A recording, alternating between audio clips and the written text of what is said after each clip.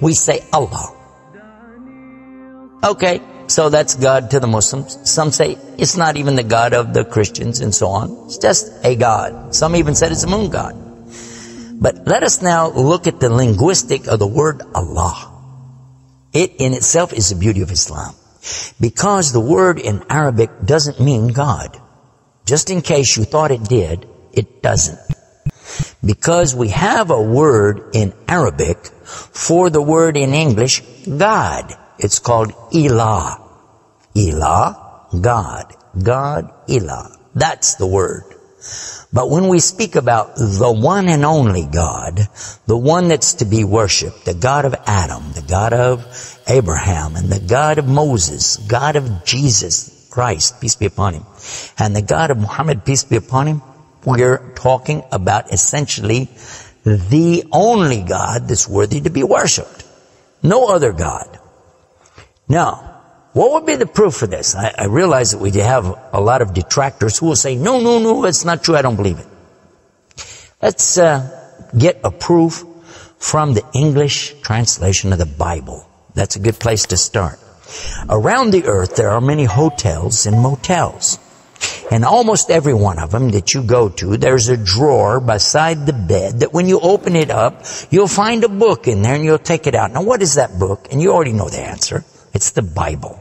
It's the Gideon publication of the King James Version of the Bible. The Gideons are very proud of it because they've translated it into so many languages. If you'll turn a few pages right in the beginning, you'll find examples of the translation to Chinese and Korean and into Urdu, the language of Pakistan. You'll find it into Tamil. You'll find it translated into Afrikaans language, which happens to be the first. And the second language translated to is Arabiya, Arabic.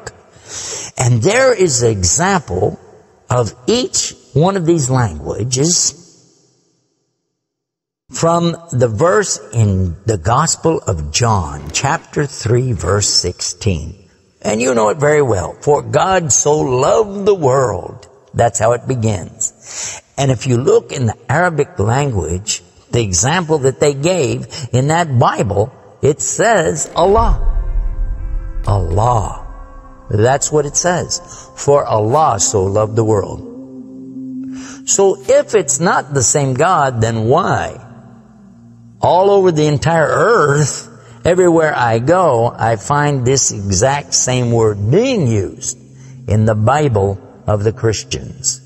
Now you might say, what about the Old Testament? Well, just in case you would like to check it out, you can obtain a copy of this from our website. It's called The Beauties of Islam. Let me spell it out for you. It starts with B, beautiesofislam.com.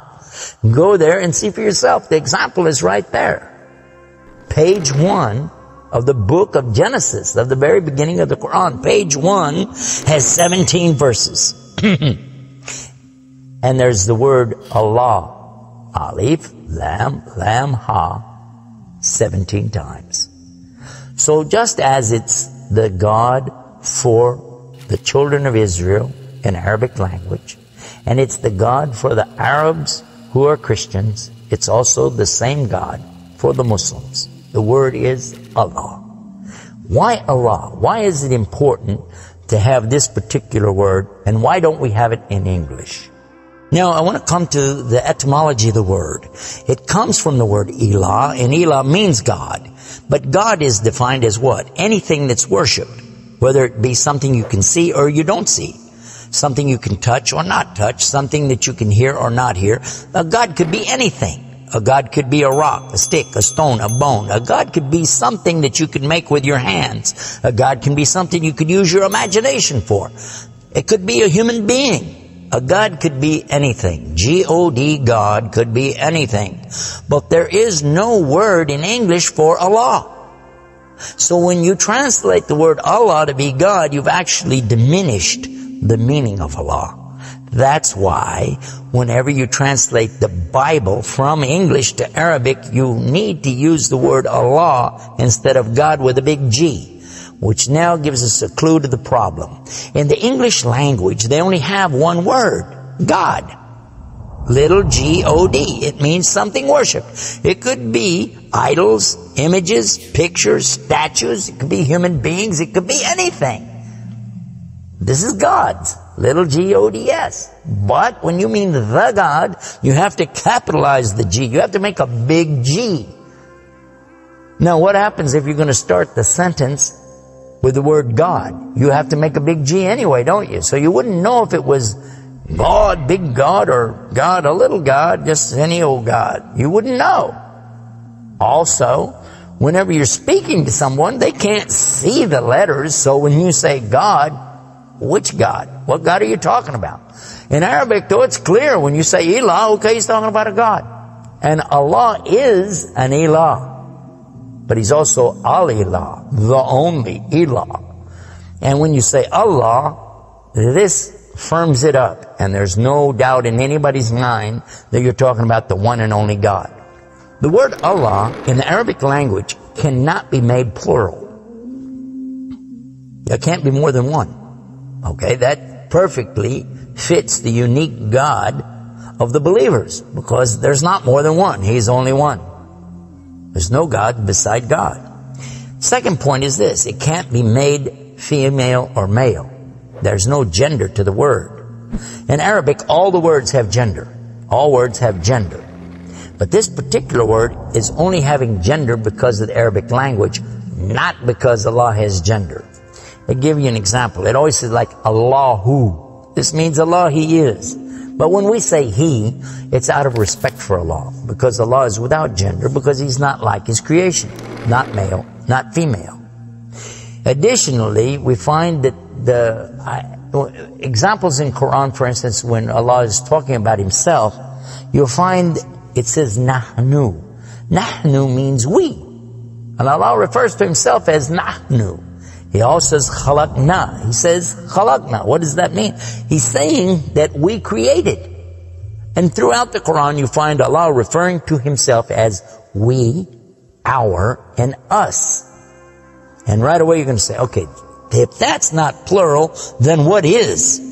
In fact, this is the royal we used by a king or a queen when they're giving decrees. We have it in English too, so you can understand. The king says, we decree the following, and he's talking about himself. It's the royal we.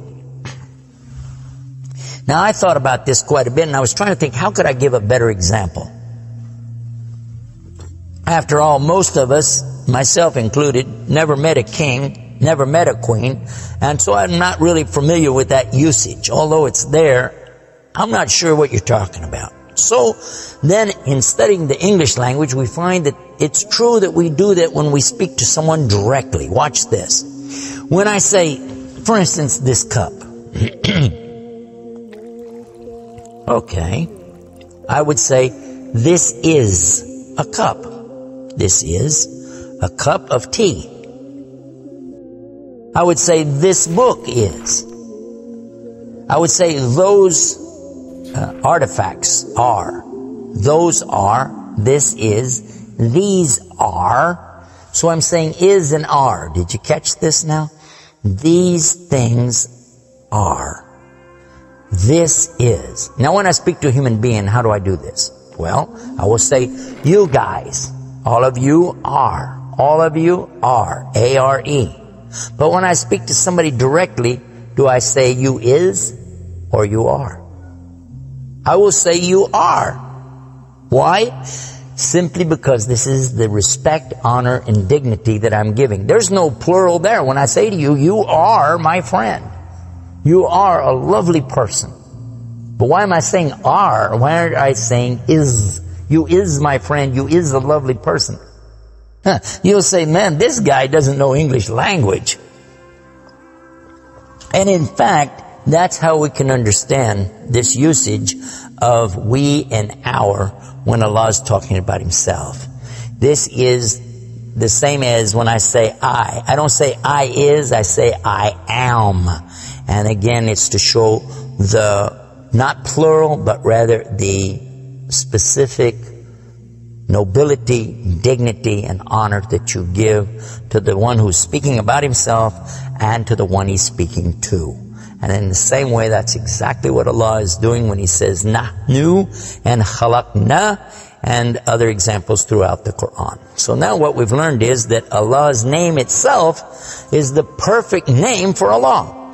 It is something that is so fantastic to describe who He is and who He isn't. The one and only God. There is none other like Him, nothing like unto Him, Allah, and at the same time, the dignity, the royalty, the honor that's due Him is contained in His name.